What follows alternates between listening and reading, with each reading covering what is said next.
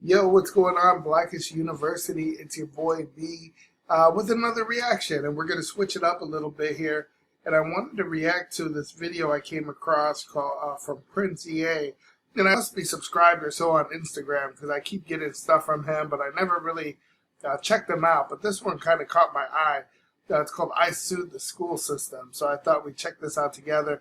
I don't know if he actually sued them or if he's just saying like kind of why he should sue the school system. Obviously, this plays a lot with our channel, Blackish University, Modern Day Griots, because my argument is there's a lot of things that just simply aren't taught in schools, and there's a lot of knowledge that if you aren't really looking for it, you're not going to find it.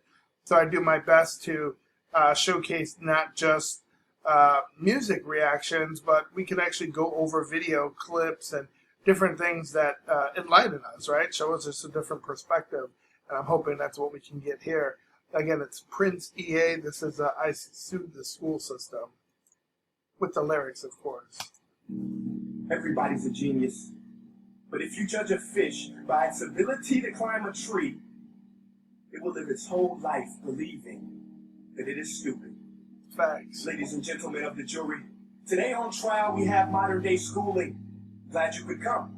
Not only does he make fish climb trees, but also makes them climb down and do a 10-mile run. Tell me, school, are you proud of the things you've done? Turning millions of people into robots, do you find that fun? Do you realize how many kids relate to that fish swimming upstream in class, never finding their gifts, thinking they are stupid, believing they are useless? Well, the time has come, no more excuses. I call school to the stand and accuse him of killing creativity, individuality, and being intellectually abusive. He's an ancient institution and has outlived his usage. So, Your Honor, this concludes my opening statement, and if I may present the evidence of my case, I will prove it. So I'm going to prove it. Exhibit A. Here's a modern-day phone. Recognize it? Here's a phone from 150 years ago. Big difference, right? Stay with me. Here's a car from today. And here's a car from 150 years ago. Big difference, right? Well, get this. Here's a classroom of today. And here's a class we used 150 years ago. Now, ain't that a shame? In literally more than a century, nothing has changed. Yet you claim to prepare students for the future? But with evidence like that, I must ask, do you prepare students for the future or the past? You know, I saw this other video, and this guy was saying, hey, if there's anything that requires memorization, we shouldn't be teaching it in class because we already know that we're going to have a device that we can rely on to find and get access to things that are simply just question and answer format. Like years ago when I was in school, people would say, learn your math. You're not going to have a device in your pocket all the time where you can use. And sure enough, we do. But it just goes to show that how slow the curriculum is. And again, it's one thing that we argue on this channel, that you're not really given life skills in school. You have to seek that on your own. To prepare students for the future? But with evidence like that, I must ask, do you prepare students for the future or the past? I did a background check on you and let the record show that you were made to train people to work in factories, which explains why you put students in straight rows, nice and neat, tell them sit still, raise your hand if you want to speak, give them a short break to eat, and for 8 hours a day, tell them what to think. Oh, and make them compete to get an A, a letter which determines product quality, hence grade A of meat. I get it. Back then, times were different. We all have a past. I myself am no Gandhi. But today, we don't need to make robot zombies. The world has progressed, and now we need people who think creatively, innovatively, critically, independently, with the ability to connect. See, every scientist will tell you that no two brains are the same, and every parent with 2 or more children will confirm that claim. So, yeah, you know, I teach sales, or I did in my previous life, and I owned a marketing company, and a lot of times when you're teaching someone how to speak or how to do certain things, one of the first things we do is we teach that there's a different way to approach all of these sales, right? Based on the person, who they are. No one key works for every individual. You have to customize really what you're doing in school to get the most out of the students, and it's just not something that we're doing today. Please explain why you treat students like cookie cutter frames or snapback hats, giving them this one-size-fits-all crap. Watch your language. Sorry, Your Honor.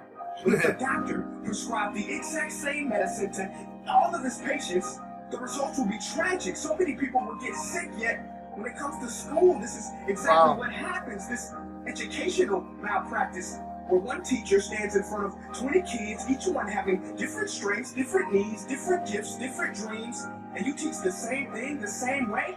That's horrific. Ladies and gentlemen, the defendant should not be acquitted. This may be one of the worst criminal offenses ever to be committed. And let's mention the way you treat your employees. Objection overruled. I want to hear this. It's a shame. I mean, teachers have the most important job on the planet, yet they're underpaid. No wonder so many students are short-changed. Let's be honest. Teachers should earn just as much as doctors, because a doctor can do heart surgery and save the life of a kid. But a great teacher can reach the heart of that kid and allow him to truly live. I always thought, like, nowadays, especially since we're talking about the metaverse, right, and all these augmented reality, virtual reality, why couldn't we have one teacher that oversees multiple classrooms of the same grade, and then a teacher's aide in each of those classrooms? So we can justify paying a teacher's aide $30,000, $40,000, $50,000 a year, but the actual teacher, the one that's responsible for the curriculum and engaging the students, there's someone that should be paid, and it would make more sense to do so if we didn't try to put a teacher in every room. We might want more highly qualified teachers, but spread out too many rooms, if you would. I honestly think that's the way of the future. See, teachers are heroes that often get blamed, but they're not the problem. They work in a system without many options or rights. Curriculums are created by policymakers, most of which have never taught a day in their life. Just obsessed with standardized tests. They think bubbling in a multiple choice question will determine success.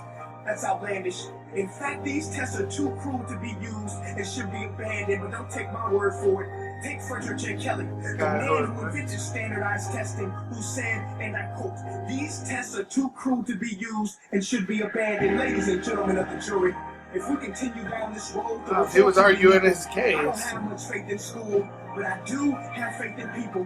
And if we can customize healthcare, cars, and Facebook pages, then it is our duty to do the same for education, to upgrade and change and do away with school spirit, because that's useless. Unless we're working to bring the spirit out of each and every student, that should be our task. No more Common Core. Instead, let's reach the core of every heart in every class. Sure, math is important, but no more than art or dance. Let's give every gift an equal chance. I know this sounds like a dream, but countries like Finland are doing impressive things. They have shorter school days, teachers make a decent wage, homework is non-existent, and they focus on collaboration instead of competition. But here's the kicker, boys and girls. Their educational system outperforms every other country in the world. Other places like Singapore are succeeding rapidly. Schools like Montessori, programs like Khan Academy, there is no single solution. Well, let's get moving. Because while students may be 20% of our population, they are 100% of our future. So let's attend to their dreams. And there's no telling what we can achieve. This is a world in which I believe. A world where fish are no longer forced to climb trees. I rest my case.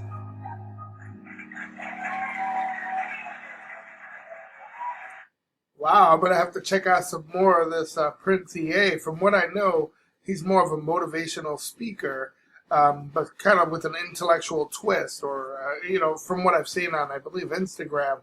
But man, that was deep. That goes to a lot of what this channel's about, right? There's just a lot of knowledge that it's just, we don't approach it. And I don't even think it's the teacher's fault. A lot of times it's a curriculum that's in place. Like, look at the argument now about critical race theory and what we should or shouldn't be teaching in class, or what's included or excluded from history books, and what about statues, and what about there's so much going on in the world where I think we need to just approach the entire system differently. Everything has been modernized, and it's time that we take a real good look at education. And who knows, something like COVID and students being homeschooled might be an excellent time to actually look into something like this. But I don't know. I would imagine somebody somewhere is working on this. I hope so. I truly do. Don't forget to like and subscribe. We're definitely going to check out some more Prince EA. I never looked at any of his YouTube videos, so maybe we'll find something interesting there that we can explore together.